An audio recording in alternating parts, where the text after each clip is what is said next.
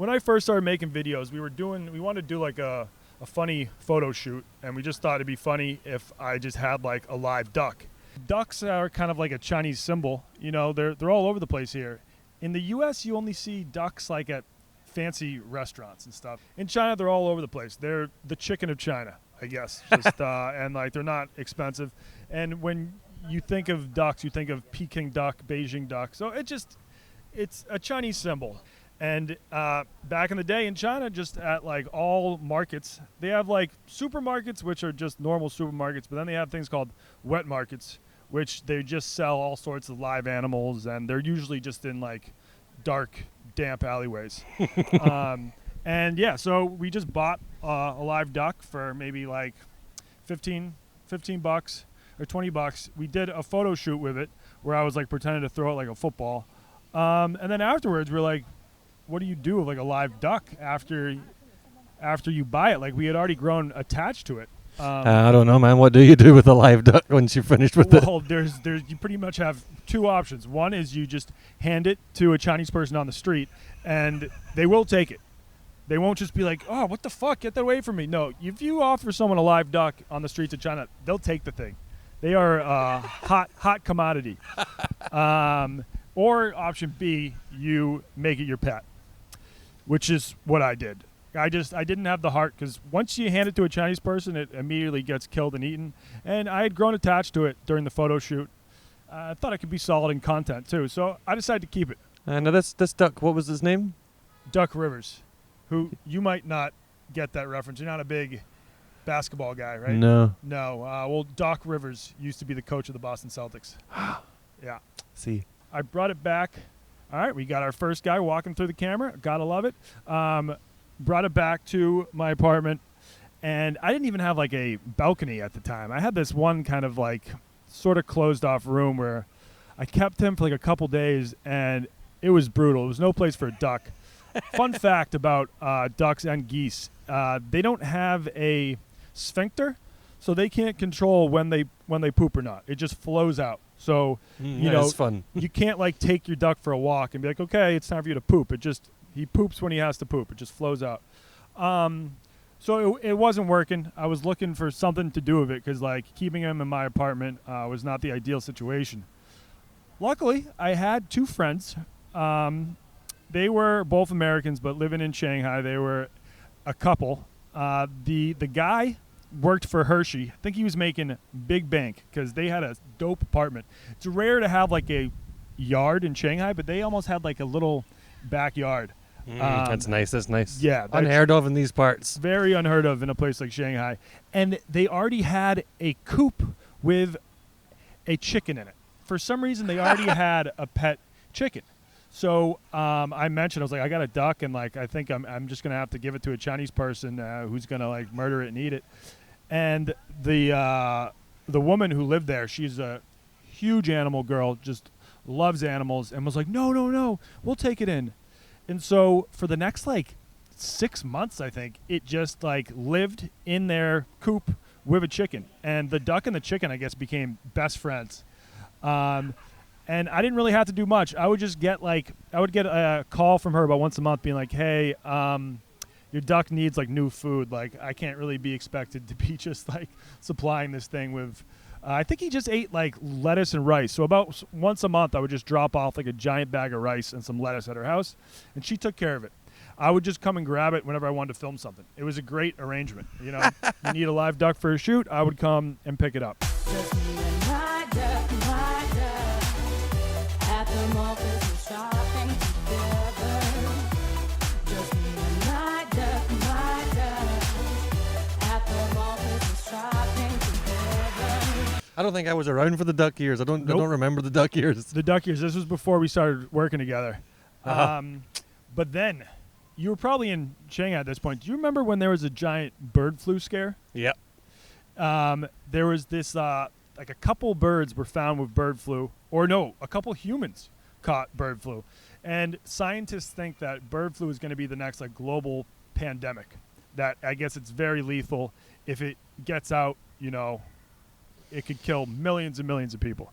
So they tried to be overly precautious, and I think they went over and just murdered like all live ducks in the whole city. They were saying like they were going around to these wet markets, and they killed like probably, it was a duck genocide. Not only ducks but chickens too. So I get a call from the couple that was looking after the duck, and they're like, hey, we have to get rid of our chicken. The duck needs to go too. Like we're too scared about the bird flu. We have to get rid of them. No, you're not killing the duck. I'm taking him back. So the duck comes back and lives in my apartment. At this point, I had moved into a new apartment that had a small little balcony. And while every other bird in the city was getting murdered, I fucking Anne Franked him. I hit him away.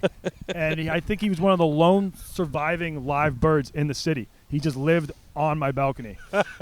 And my roommates were fucking pissed. I lived with 2 people. We had a pretty nice balcony that we couldn't use. We could no longer use because it was just covered constantly in his shit. The roommate or the bird? The roommates couldn't use the balcony. All right, got it. Because it was covered in the duck's shit. This duck, he hated me. It was actually, over those 2 months, I realized that they're horrible pets. I mean, I don't blame him for being afraid of humans because we bought him in like a market where he was being sold as food, and he was all like tied up and shit. But it wasn't a great pet. He was really loud, just quacked all the time. If you took him out, he would just run away from you. And yeah, just so much goddamn poop. Luckily, I did have an IE, so I think we would get the poop cleaned up once a month. All right, so now comes the climax of the duck story. Ah, yes. How did it all come to? So, as you probably know now, I no longer have this duck. Why not? Well, I had 2 friends from home, high school friends, that came to visit me in Shanghai. They're the only high school friends that have ever visited me, and it was a blast. So, on Tuesday night, remember it was a Tuesday, we go out to eat at a teppanyaki joint. Matt, would you care to explain people what teppanyaki is? Teppanyaki is a Japanese-style restaurant. It's like a giant square, what they call a teppan. It's basically a giant heated platform, and they cook all the food right in front of you, and you sit round about the table. It's called a teppanyaki. It's great. Yeah. So and also you pay about, at that time you paid like, it was less than $30, and it came with all you can eat, all you can drink. Steak. So, yeah. Shellfish, crab, all of that stuff right there. Oh, beautiful. Sashimi. Oh, yeah. Sake, beers. It's like possibly the most fun dining experience I've ever had in my life. So I wanted to share that with my friends. So we go out. We get bombed because, as I mentioned, it's all you can drink. Afterwards, we go out to a club, and the next morning I had to tutor someone. At that point, I was doing some private tutoring on the side to pay the bills. So I tell my friends, hey, look, stay at the club, have a good time. I need to get back. So I get back to my apartment, noticed that my duck's still on the balcony, shit's everywhere. So I was like, all right, I'll clean up the balcony before I go to bed. There was a little sink on the balcony as well, and there was a mop there. So I go to put the mop in the sink just to get it wet so I can mop it all down. And while I'm doing that, I accidentally knock the faucet directly off the wall, and it just starts fucking spouting water. Like this gigantic stream of water just comes flying out of the wall, and it just keeps going. And so I'm like, what the fuck? Oh, shit. I just kind of like assume maybe it would like stop naturally, but it's coming out so fast that within maybe 10 minutes, the balcony is already like filled up with a foot of water, and the duck is just swimming around the balcony. So I try closing the door, and it starts to leak through the door. So now the water's moving from the balcony into my kitchen.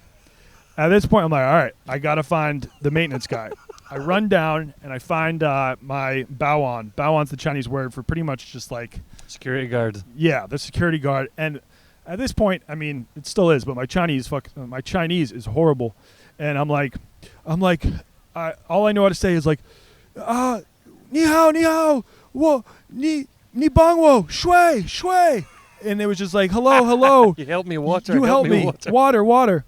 And he's just like, oh, okay, ha. So I run back up to my apartment.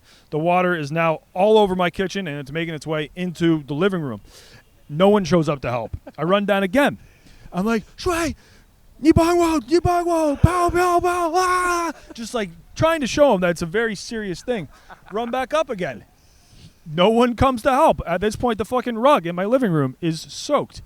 I finally run down, and this time I mean business. I was like, all right, buddy. And I fucking grab him by the fucking collar. I was so mad at him and literally drag his ass up to my fucking apartment. I'm like, look at this fucking shit. Make it stop. And so, so he's like, okay, oh shit. Like, he goes to call the maintenance workers. So if you remember, at that point, ducks had been banned. Live ducks had been banned from Shanghai because of the bird flu. I had a duck swimming on my fucking balcony. So I would go, okay, before maintenance comes up, I'm just going to go and just like hide the duck outside in the apartment complex's courtyard. So I bring him down there. There's like a small little pond, like a courtyard, and I just leave him at the courtyard. And I'm like, all right, stay. and run back up. Maintenance comes. They finally shut off the water. My apartment's a mess. My friends need to stay in like a hotel a couple blocks away. They couldn't even stay in my apartment that night. And then I run down to find the duck that I had left in the courtyard. And like while I'm talking to the maintenance, I'm kind of doing a debrief. I see him the duck out of the corner of my eye. And it's not just him. I see a duck and a fucking cat just like turn the corner and walk away. And I'm still dealing with maintenance. They gotta I gotta let some people back into my apartment. I run right back down 5 minutes later, and the duck was never seen again. He fucking ran away. No, the cat was like, "Come on, I'm going to show you something. He ran away. I'm going to show you something. Come on over here." Yeah, and then the cat either murked his ass or I don't know. He found some good pussy. He was like, "Hey, it's better than living on this dude's balcony in a city where everybody wants to kill me." That is a fantastic story on so many levels. One of the things I noticed was the Chinese struggles, man. They're real. That's something we should talk about sometime.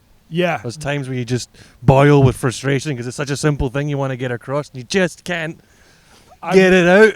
I've noticed sometimes, though, when I get really, really mad, I randomly know how to say words in Chinese that I never knew how to say. Really mad or really, really drunk. Yeah. These both work really well. Suddenly you just start speaking perfect Chinese. Like one thing that I did finally get across to him is the word for explosion in Chinese. I think it's like pow, pow. And I learned how to say water explosion, which I was like, holy shit. I didn't even know I had that in my vocabulary. So here's the final kicker of the story. I told you that I had to tutor a kid the next morning. After dealing with all that shit and the trauma of just losing my duck because he fucking fucked off with some cat, I was hammered too during all of this. That's a good thing to keep in mind. I woke up late for the class and I didn't make it. And I think it was probably like the second or third time I just like missed one of these classes. So I call up the agent. She's kind of like my boss, the one who set me up with students. And I'm like, hey, I'm so sorry about not being able to make it to class. But don't worry, I can be there next week.